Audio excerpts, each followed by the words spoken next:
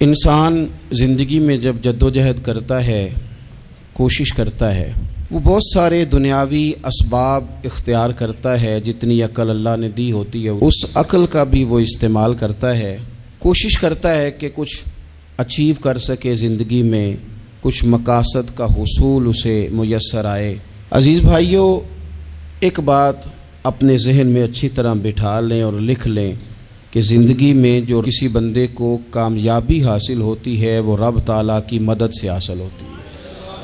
اگر رب تعالیٰ مددگار ہو تو پھر کوئی چیز بھی رستے میں رکاوٹ نہیں بنتی، اور اگر مالک کریم کو منظور نہ ہو تو انسان بہترین سیاستدان ہو، اچھا ایڈمنسٹریٹر ہو، اس کا ذہن بڑی وسعت رکھتا ہو، بڑی اچھی پلاننگ کرنا جانتا ہو، سارا کچھ ہو، تو بندہ ناکام ہو جاتا ہے۔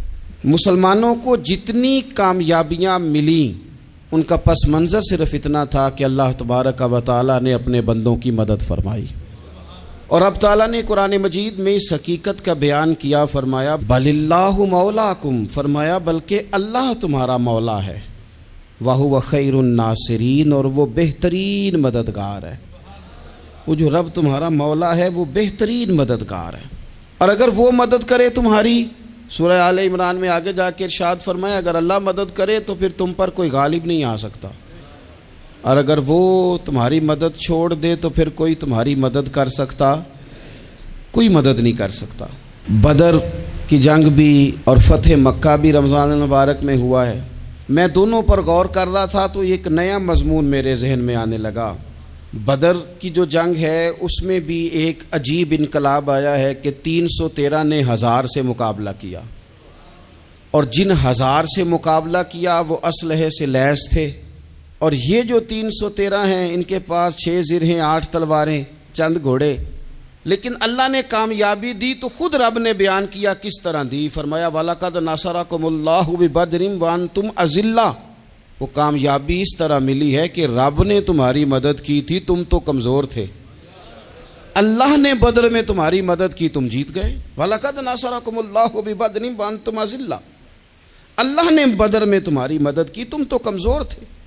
پھر فتح مکہ نصیب ہوئی تو اس میں بھی بہترین منصوبہ بندی نبی پاک علیہ السلام نے فرمائی، بہترین حکمت عملی حضور نے اپنائی، لیکن ہمیں جو اللہ رسول نے بات سمجھائی وہ کیا ہے؟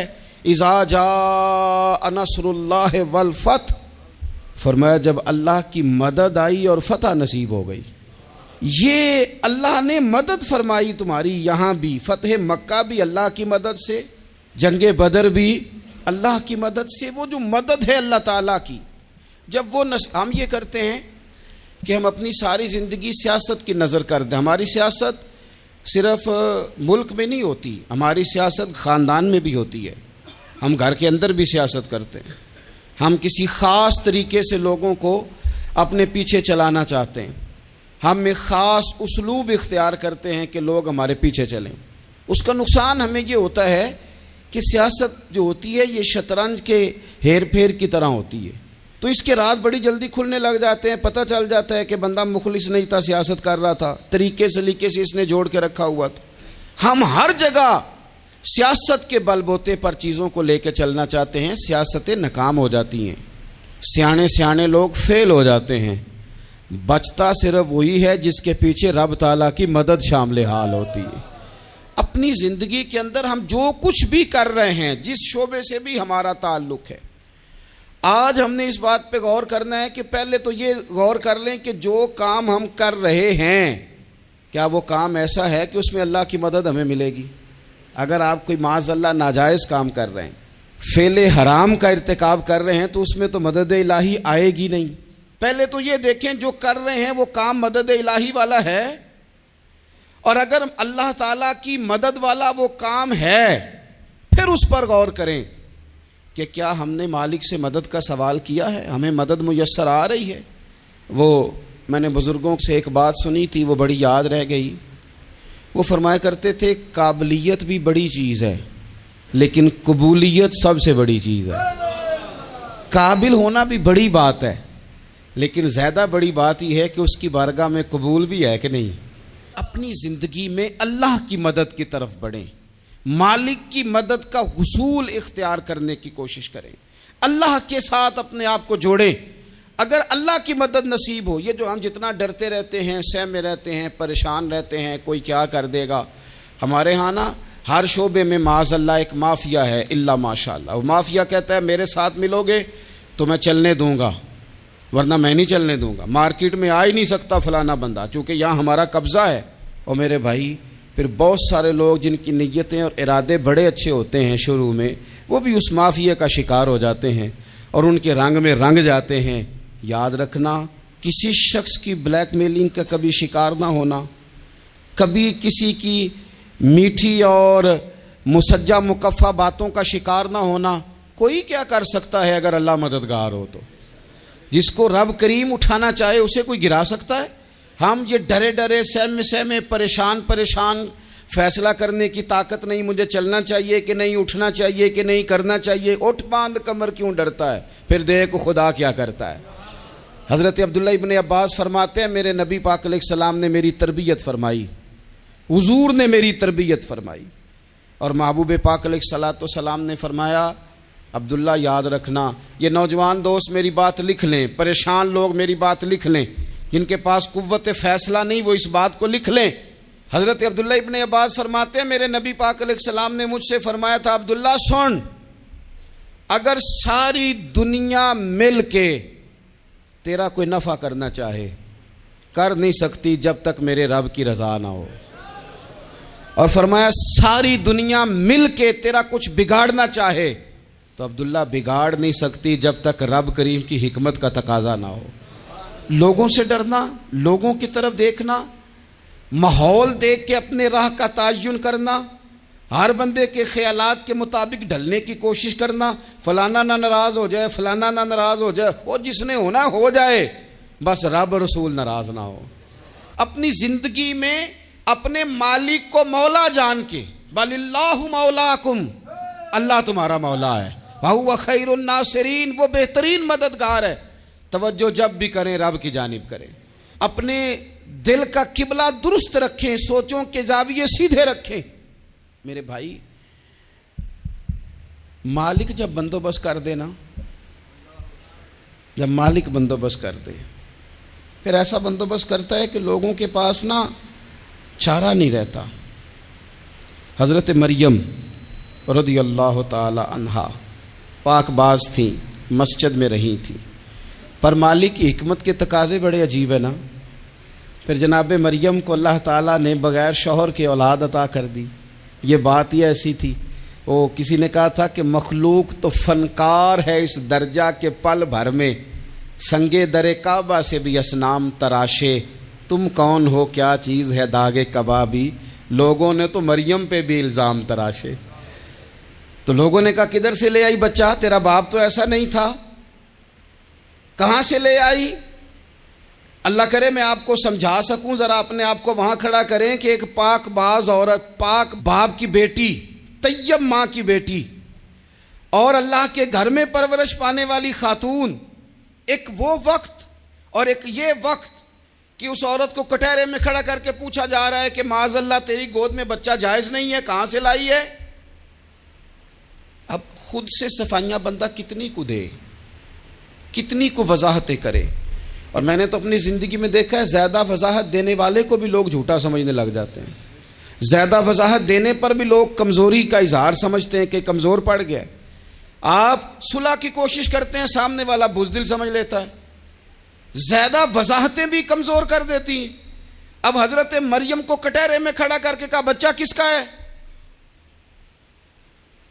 تو پھر خدا بندوبست جب کرے، اللہ جب مددگار ہو، تو پھر حضرت مریم کی گواہی درختوں سے نہیں دلوائی، اس نے پتوں سے نہیں دلوائی، پھر فرشتے نہیں بھیجے۔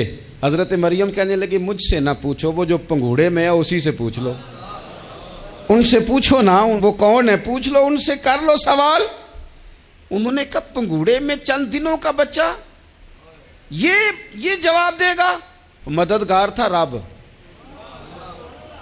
ان کی برات کا اعلان کرنا تھا مالک نے، اور جب مالک اعلان کر دے، جب مالک تیری صفائی دینا چاہے، جب مالک تجھے دنیا کے سامنے نکھارنا چاہے، تو پنگوڑے میں لیٹے حضرت عیسیٰ بول کے کہنے لگے انی عبداللہ آتانی الکتاب، فرمایا میں اللہ کا بندہ ہوں، رب نے مجھے کتاب عطا کر کے نبی بنا کے دنیا میں بھیجا ہے، میں اللہ کا بندہ ہوں، کتاب لے کے آیا ہوں، نبی بن کے آیا ہوں۔ پھر پنگوڑے سے اعلان ہو گیا، پھر بچہ بول پڑا۔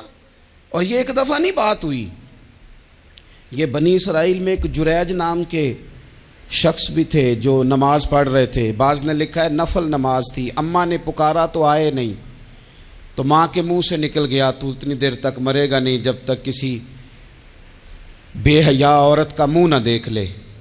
تو وہ عبادت گزار تھے، لیکن لوگوں نے ان کی عبادت، ریاضت، پرہیزگاری کو نہیں دیکھا، بس ایک عورت کو بھیج کے الزام لگوا دیا۔ وہ عورت آیا جایا کرتی تھی، اب آ جاتی ہیں عورتیں، مسئلہ پوچھنے کی نیت سے بھی آ جاتی ہیں۔ ماحول میں کچھ جگہ ایسی بھی ہیں جہاں عورتیں دم کرانے کے بہانے آ جاتی ہیں۔ وہ خاتون آتی جاتی تھی اس خانقاہ پہ، آستانے پہ، یہ بخاری میں موجود ہے، پھر اس نے کہا میری گود میں جو بچہ ہے یہ انہی کا ہے۔ مجھے بتائیں کیسے بندہ وضاحت دے؟ حالات خراب ہو گئے، لوگ کٹیا جلانے لگے، ماحول اور طرح کا بن گیا۔ میرے نبی پاک علیہ الصلوۃ والسلام فرماتے ہیں پھر اس رب کے بندے نے کہا مالک تو کریم ہے، تیری مشیت کا تقاضا آیا جو میری ماں نے جملے بولے تھے، پر اب میں وضاحت دینے کے قابل نہیں رہا، اب تو ہی کرم کرے گا تو دروازہ کھلے گا۔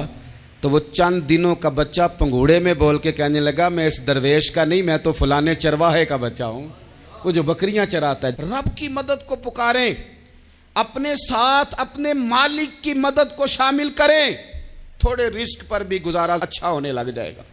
سارے لوگ آپ کو گرانے کی تدبیریں کر رہے ہوں گے اور مالک آپ کو عزتیں عطا فرما دے گا، اس کی بارگاہ سے حکمت کا تقاضا اور ہو جائے گا۔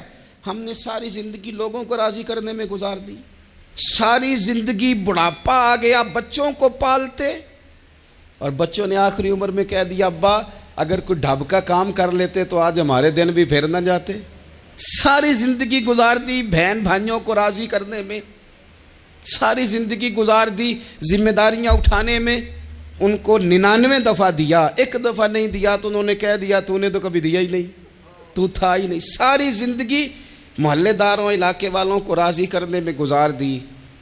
اور میں نے ایسے لوگ بھی دیکھے دین کے لیے وقت گزارا، لیکن جب بڑھاپے میں دانت کام نہ کرتے تھے تو وقت کے مفتیوں کو بھی مسجدوں کی کمیٹیوں نے کہہ دیا اب آپ کی سمجھ نہیں آتی، ہم نے خطیب کو یور رکھنا ہے، نہ دیکھو دنیا کی طرف، دنیا رلا دیتی ہے، نہ راضی کرو بندوں کو، بندے تھکا دیتے ہیں، نہ پیچھے بھاگو ہر وقت دنیا داروں کے، یہ انسان کو کمزور کر دیتے ہیں۔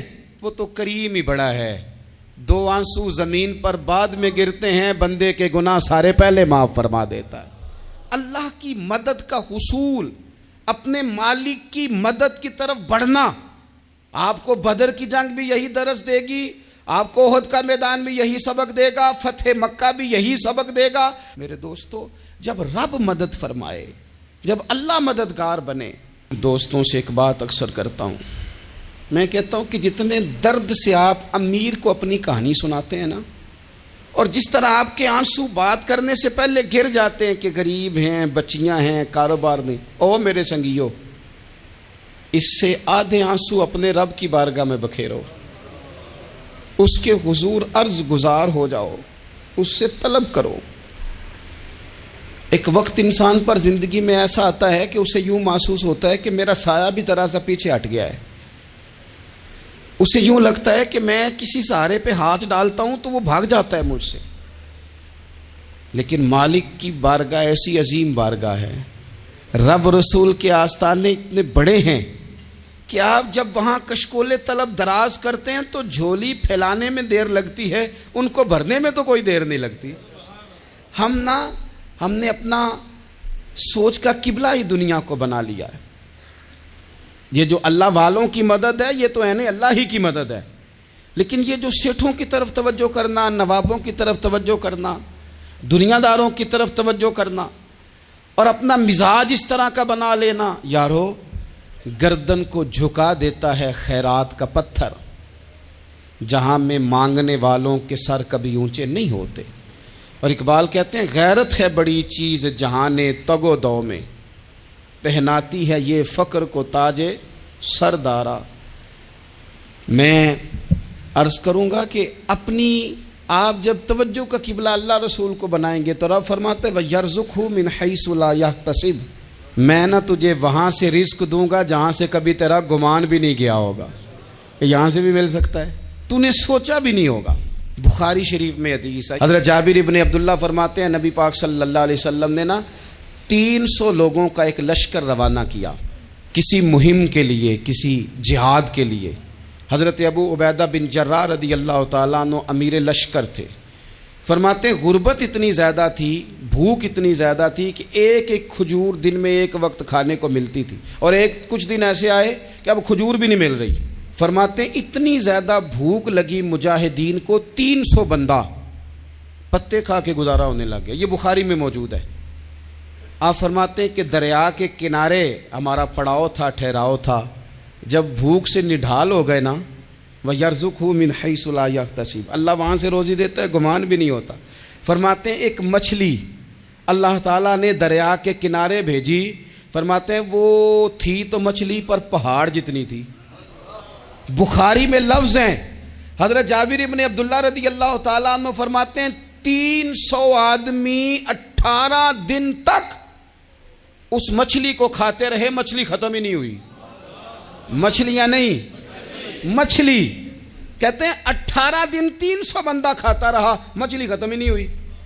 اور فرماتے ہیں کہ اس کی ہڈی نکال کے، کانٹا کہیں گے آپ اپنی زبان میں، کہتے ہیں وہ نکال کے نا تو اس کو کھڑا کیا نا جب، تو اونٹ کجاوے سمیت اس کے بیچ سے گزر جاتا تھا، 2 اس کے کانٹے جوڑے۔